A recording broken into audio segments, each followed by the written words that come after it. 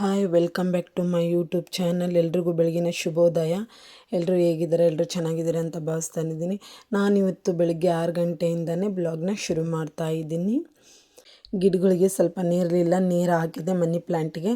ಹಾಗೆ ನಾನು ಸ್ನಾನ ಮಾಡಿ ಫ್ರೆಶ್ ಅಪ್ ಆಗಿ ಎಲ್ಲ ಪ್ರಸಾದಕ್ಕೆ ರೆಡಿ ಮಾಡೋಣ ಅಂತ ಹೇಳ್ಬಿಟ್ಟು ಇಲ್ಲಿ ಪುಟಾಣಿನ ತೊಗೊಂಡಿದ್ದೀನಿ. ಅದನ್ನು ಸ್ವಲ್ಪ ಪೌಡ್ರ್ ಮಾಡಿ, ಹಾಗೆ ಅದು ಪೌಡ್ರ್ ಆದ ನಂತರ ಅದಕ್ಕೆ ಸ್ವಲ್ಪ ಬೆಲ್ಲ ಸೇರಿಸಿ ಎರಡನ್ನೂ ಮಿಕ್ಸಿಗೆ ಹಾಕಿ ಪೌಡ್ರ್ ಮಾಡಿಬಿಟ್ಟು ಒಂದು ಪಾತ್ರೆಗೆ ಇಟ್ಕೊತಾ ಇದ್ದೀನಿ. ಅದಕ್ಕೆ ತುರಿದಿರುವಂತಹ ಕೊಬ್ಬರಿನ ಮಿಕ್ಸ್ ಮಾಡಿ, ಹಾಗೆ ಏಲಕ್ಕಿ ಪುಡಿನ ಇದಕ್ಕೆ ಸ್ವಲ್ಪ ಸೇರಿಸ್ತಾ ಇದ್ದೀನಿ.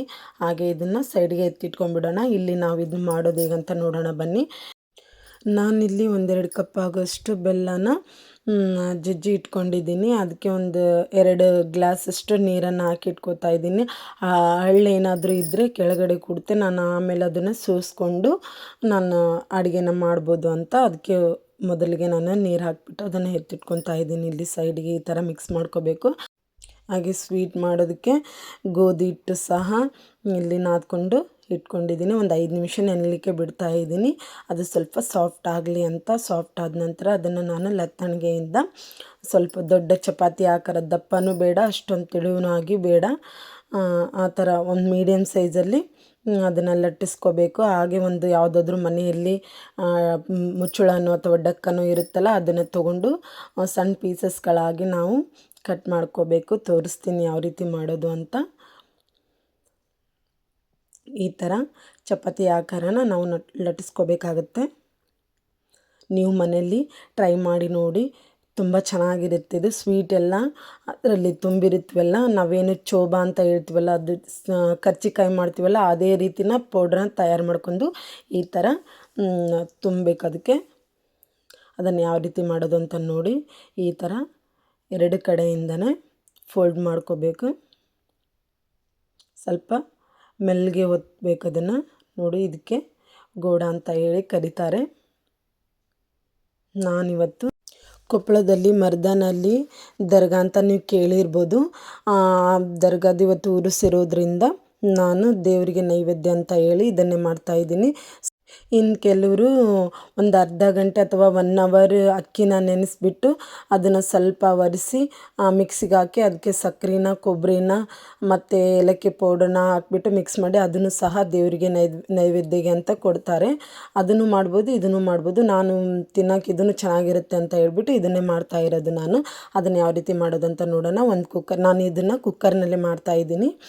ಒಂದು ಕುಕ್ಕರ್ಗೆ ಎಣ್ಣೆ ಹಾಕಿ, ಎಣ್ಣೆ ಇಲ್ಲ ಅಂದರೆ ತುಪ್ಪ ಅಥವಾ ದಾಡ ಯಾವುದಾದ್ರೂ ಈ 3 ಯಾವುದಾದ್ರೂ ಹಾಕ್ಬೋದು. ನಾನಿಲ್ಲಿ ಎಣ್ಣೆ ಯೂಸ್ ಮಾಡ್ತಾಯಿದ್ದೀನಿ.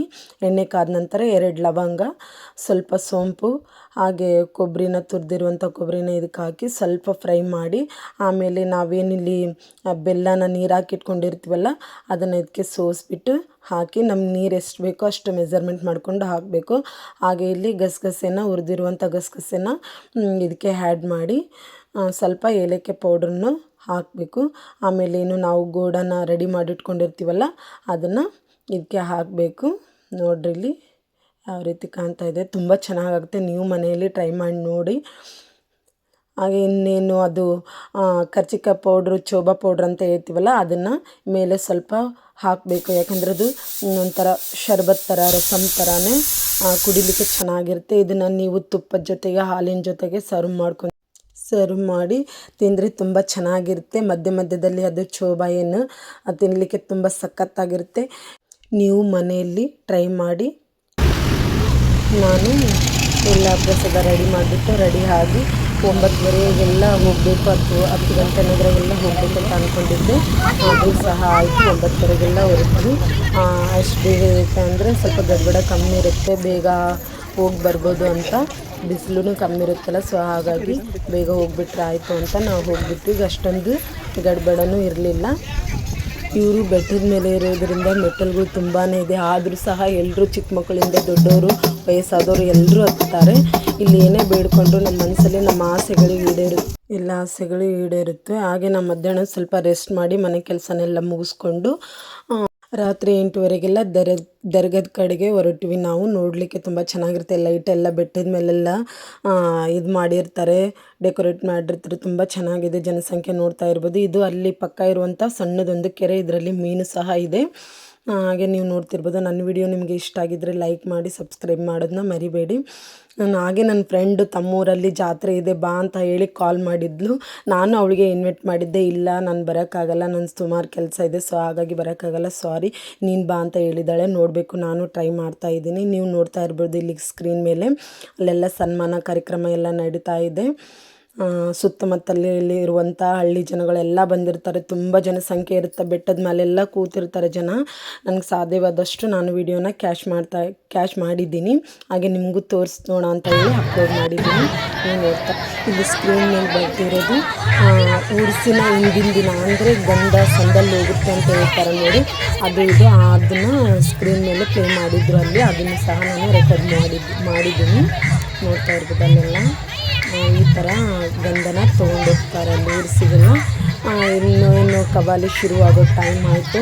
ನಾವೆಲ್ಲ ಊಟ ಮಾಡ್ಕೊಂಡು ಬಂದ್ವಿ. ಪ್ರಸಾದ ವ್ಯವಸ್ಥೆ ಸಹ ಇರುತ್ತೆ ಇಲ್ಲೆಲ್ಲ. ಚಿಕ್ಕ ಮಕ್ಕಳಿಂದ ಹಳ್ಳಿ ಜನಗಳೆಲ್ಲ ಬಂದಿರ್ತಾರಲ್ಲ, ಹಾಗಾಗಿ ಎಲ್ರಿಗೂ ಊಟಕ್ಕೆ ಅನುಕೂಲ ಆಗಲಿ ಅಂತ ಎಲ್ಲ ಥರದ ವ್ಯವಸ್ಥೆನ ಮಾಡಿರ್ತಾರೆ ಇಲ್ಲಿ. ಊಟ ಕೂಡ ತುಂಬ ಚೆನ್ನಾಗಿರುತ್ತೆ. ಹಾಗೆ ನಾನು ಶಾರ್ಟ್ ವಿಡಿಯೋಗಳನ್ನು ಅಪ್ಲೋಡ್ ಮಾಡಿದ್ದೀನಿ. ಅಂದರೆ ನಾನು ಕುಕ್ಕಿನ ಬಗ್ಗೆ ವಿಡಿಯೋ ಅಪ್ಲೋಡ್ ಮಾಡಿದ್ದೀನಿ. ನಿಮಗೆ ಯಾವುದೇ ಥರದ ತರಕಾರಿಗಳನ್ನ ಹೇಗೆ ಮಾಡೋದು ಅಂತ, ರೊಟ್ಟಿ ಜೊತೆ ಅಥವಾ ಚಪಾತಿ ಜೊತೆ ಹೇಗೆ ಮಾಡೋದು ಅಂತ ಗೊತ್ತಾಗಿಲ್ಲ ಅಂದರೆ ನನ್ನ ವಿಡಿಯೋನ ನೀವು ಚೆಕ್ ಮಾಡ್ಬೋದು. ಶಬ್ಬು ಕನ್ನಡ ಲಾಗ್ ಅಂತ ಹೇಳ್ಬಿಟ್ಟು ನೀವು ಒಂದ್ಸಲ ಹೋಗಿ ಚೆಕ್ ಮಾಡಿ.